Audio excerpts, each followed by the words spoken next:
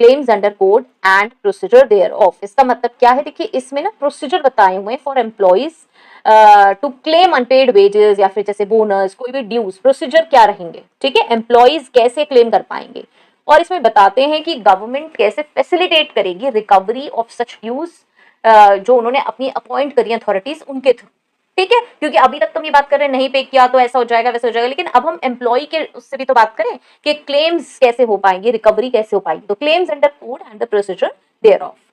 The appropriate government may by notification appoint one or more authorities not below the rank of gazetted officer to hear and determine the claims which arises under the provisions of this code। बहुत ही simple है भाई, एक बात simple है कि appropriate government central या state जो भी वो अपॉइंट करेगी वन और मोर गैजेटेड ऑफिसर्स अथॉरिटीज जो कि हेयर करेंगी और रिजॉल्व करेंगी claims under this code. Okay, next the authority appointed under the subsection 1 जो ऊपर अपॉइंट हुई है अभी, while deciding the claim under that subsection may order having regard to the circumstances under which the claim arises the payment of compensation in addition to the claim determined which may extend to 10 times of the claim determined and endeavors shall be made by the authority to decide the claim within a period of 3 months। इसमें क्या कह रहे हैं, देखिए while deciding the claim, जब वो claim decide कर रही है तो अथॉरिटी जो है वो ऑर्डर कर सकती है कंपेंसेशन कितना, up to 10 times the claim amount depending on the circumstances. ऐसा नहीं कि हर केस में ही कर देंगी, जितना क्लेम अमाउंट है उसका 10 टाइम्स आपको ऑर्डर किया जा सकता है बाय अथॉरिटी से,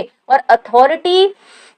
should aim to resolve the claim within 3 months. 3 महीने के अंदर ये रिजॉल्व हो जाना चाहिए, ऐसा नहीं कि अनएंडिंग चलता रहे,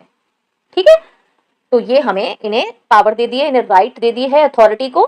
कि आप देखिए सर्कमस्टांसेस क्या है और आप इतने तक का कंपेंसेशन ऑर्डर करने को कह सकते हैं, कि मतलब उन्हें देना है। Next, if an employer fails to pay the claim determined and compensation order to be paid under subsection 2। अब देखिए सीरीज में चल रहा है, ऊपर 2 में जो अभी हमने बात करी कि भाई इतना कंपेंसेशन अथॉरिटी बता देगी कि ऑर्डर कर देगी कि आपको इतना पेमेंट करना है। अगर आप वो नहीं करते हो, एम्प्लॉयर फेल्स, वो नहीं करते हो, तो क्या होगा, authority shall issue a certificate of recovery to the collector or district magistrate of the district where the establishment is located who shall recover the same as arrears of land revenue and remit the same to the authority for payment to the concerned employee. क्या कह रहे हैं इसमें, simple देखिए आप, इसमें कह रहे हैं अगर आप इतना पे नहीं कर पाते हैं तो क्या होगा,